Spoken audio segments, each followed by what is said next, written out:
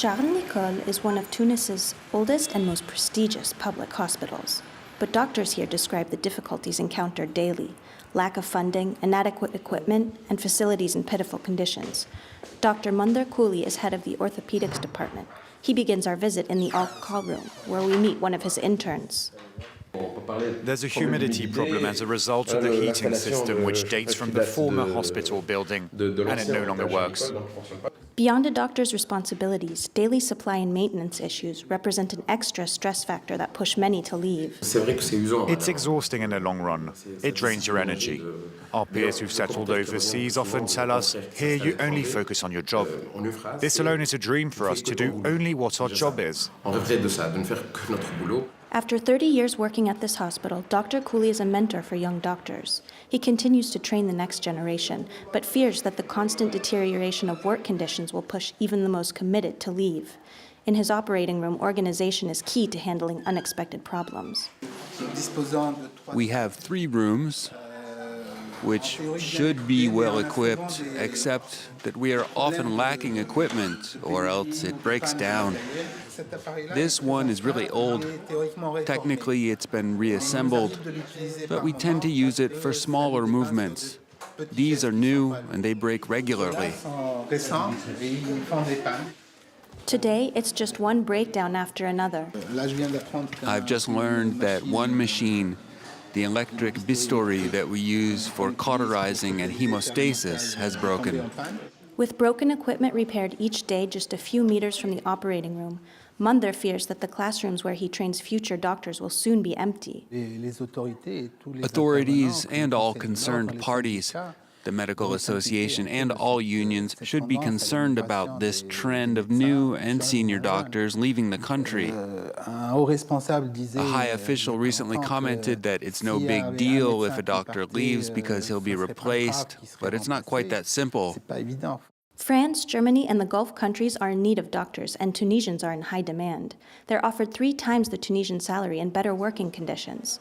At a maternity ward in Bizerte, we meet a young gynecologist who studied for 2 years in France. He can't help but make the comparison. In France, for example, patients have ultrasound appointments on a specific day and time. Doctors have around 4 to 5 patients a day. Here, doctors see 18 patients within the span of a few hours. We aren't up to standard, and this makes our work quite difficult.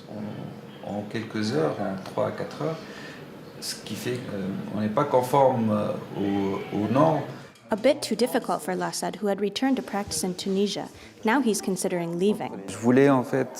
I wanted to serve my country and work in hospitals to try and change things, to improve things.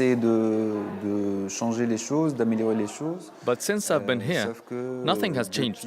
It's pretty difficult.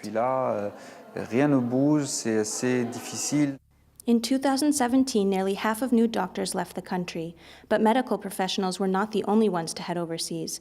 Nearly 10,000 engineers have left over the past 3 years. Authorities are aware of the problem, but avoid using the expression brain drain. We're talking about a mobility of skilled professionals, not a brain drain, since these skilled individuals can migrate, gain experience, and then return to the country. Leave in order to return with more experience? Shaima hopes so. The 24-year-old computer engineer signed on with a French company and is off to Paris. Several factors contributed to her decision. There is a difference between the salary in France and here. For an entry-level position in France, the minimum pay is 2,600 euros. In Tunisia, it's between 300 and 900 euros, which is very little. But Shaima intends to come back after gaining experience abroad. There are those who leave, saying they'll come back, but don't. Personally, I plan to come back. Why? Our family owns a business in IT, so I can return with a tool set that will allow me to apply what I learned in France. In the meantime, Tunisian businesses are beginning to suffer.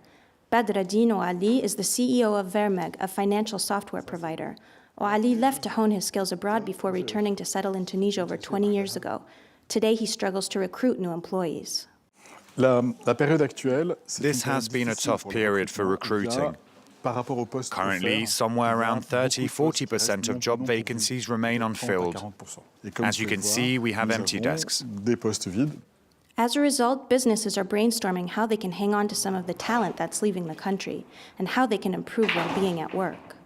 If there's anything positive about these mass departures, it's that it forces employers to reconsider the way they treat employees.